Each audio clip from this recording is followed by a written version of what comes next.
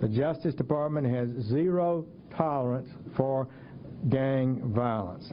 If you're a gang member, know this: we will find you, we will devastate your networks, we will starve your revenue sources, deplete your ranks, and seize your profits. We will not concede our territory to illegal gangs. That's Attorney General Jeff Sessions dropping the hammer on gang violence in the United States, and specifically targeting El Salvadorians. MS-13, the street gang that's sweeping the nation. The group, in fact, behind 11 gruesome murders on Long Island alone. Joining me now to discuss, Kirsten Haglund, Sheriff Thomas Hodgson, and Gianno Caldwell. Sheriff, I got to start with you. Attorney General Sessions really taking a hard line on this. He is putting everything into this.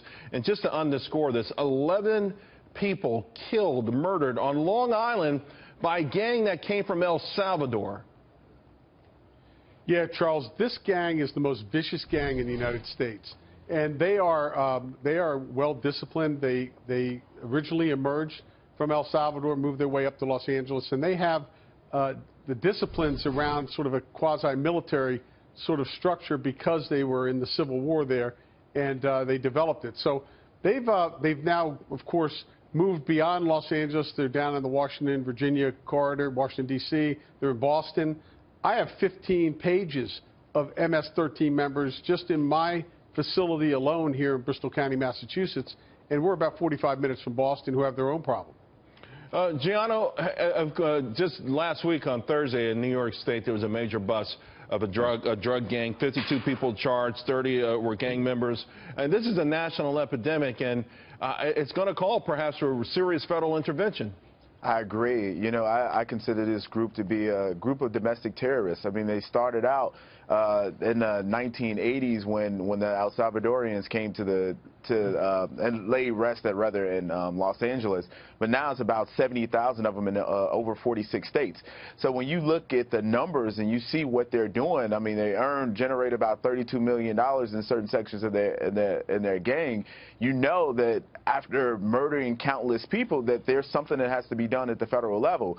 And at this point, I don't think people on the left, Democrats, are taking it seriously enough, especially when President Obama said in 2014 that the over 200,000 El Salvadorians and folks that were coming from Central America, that it was a humanitarian crisis. At the same time, his own Treasury Department said that the gang, the MS-13, was a transitional criminal organization. When you think about that and the fact that we haven't heard many Democrats making a fuss out of this, sure, I think that it's problematic on many levels.